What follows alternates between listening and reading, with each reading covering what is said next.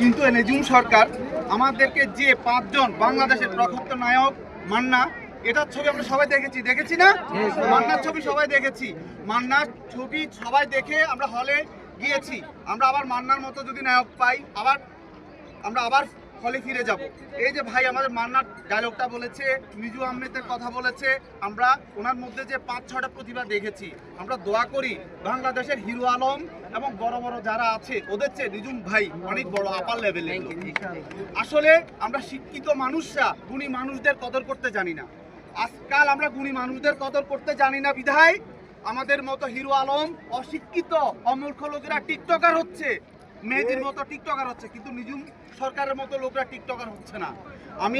আমি আশা করব আপনারা যারা আছেন, আমি নিজুম ভাইকে চিনি না, অথবা আমি আমার ছেলেকে নিয়ে আসছি, আমার ছেলে আসছে, ও একটু ভালো দেখতে পাইছে যে আমরা উশৃঙ্খল কিছু না দেখে এই ছেলেদের যে একটা বিনোদন দিয়েছি। ভাই ফেসবুক কমেন্টে সবাই একটু লাইক করবেন, কমেন্ট করবেন, আমি এটা জানিয়ে সবার কাছে অনুরোধ করলাম। নিজুম ভাই অনেক ধন্যবাদ, অনেক সুন্দরবার অনেক কথা বলেছে। আসলে যারা টিকটক করেন তাদের উদ্দেশ্যে একটু কথাই বলি, আপনি হয়তো বা জানেন না, আপনি সারা জীবন ভর যদি টিকটক করেন আপনি একটি টাকাও ইনকাম করতে পারবেন না, এটাই স্পষ্ট ক্লিয়ার।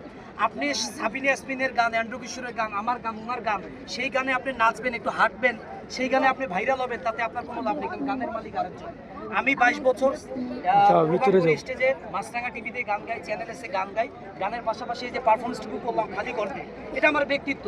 আমি নিজের মৌলিক কিছু দেখালাম। আপনি যদি ভাইরাল হতে চান আপনার নিজের কিছু মৌলিক থাকতে হবে। মৌলিক না থাকলে আপনি অন্যের গানে টিকটক করে আপনি কখনো ভাইরাল হবে না। ভাইরাল যদিও হন সেটা কমেডি ভাইরাল হবে। ধন্যবাদ সবাইকে, আশা করছি সবাই ভালো থাকবেন, সুস্থ থাকবেন, সুন্দর থাকবেন।